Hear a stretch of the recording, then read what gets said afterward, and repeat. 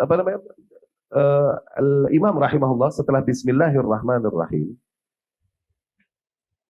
beliau berkata, Alhamdulillah, segala puji bagi Allah Subhanahu wa taala. Ya. Alhamd itu ats-tsana bil kalam 'ala al-jamil.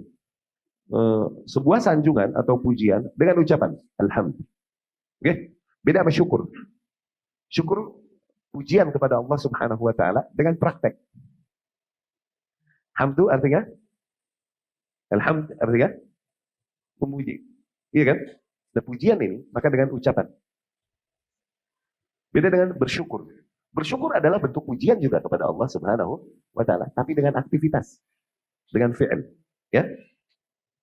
Ats-tsana bil kalam 'ala al-jamil 'ala wajhi at-ta'zim. Fa mawriduhu al-lisan wal qalb. Tuh.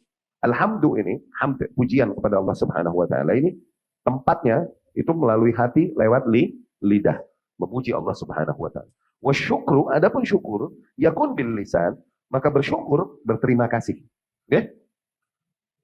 Itu bisa dengan lisan, dengan jinan, dengan hati, dan dengan arkan, juga dengan fisik. Fahuwa a'ammu minal hamd. Maka dari sini syukur lebih luas, lebih umum daripada hamd. Ya, muta'allaqan kaitannya. Wa akhassu sababan, tapi sebabnya lebih khusus li'annahu yakun fi muqabalatin ni'mah, karena syukur lebih kepada setelah nikmat yang diterima baru bersyukur, gitu. Beda dengan alhamd, tanpa nikmat yang diterima memang segala puji hanya milik Allah Subhanahu wa taala.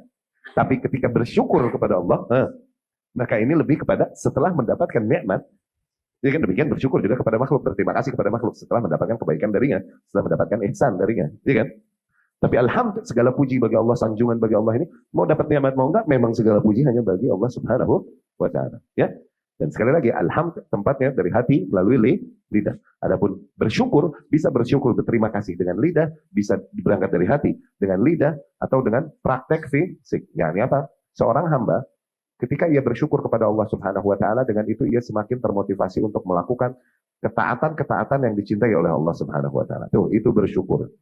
Nikmat-nikmat yang ada padanya membuatnya semakin termotivasi untuk beribadah, mendekatkan diri kepada Allah Subhanahu wa taala. Itu bersyukur fi muqabalatin nikmah. Balasan dari nikmat yang kita dapatkan.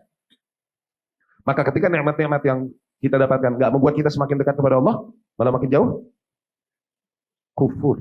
Lawan kata syukur. Ya, dibilang kufur nikmat itu begitu. Nikmat-nikmat yang ada dari Allah Subhanahu wa taala bukan yang membuatmu semakin thankful kepada Allah Subhanahu wa taala, malah justru semakin jauh dari Allah Subhanahu wa taala. Tuh kufur, tuh enggak tahu diuntung. Ya.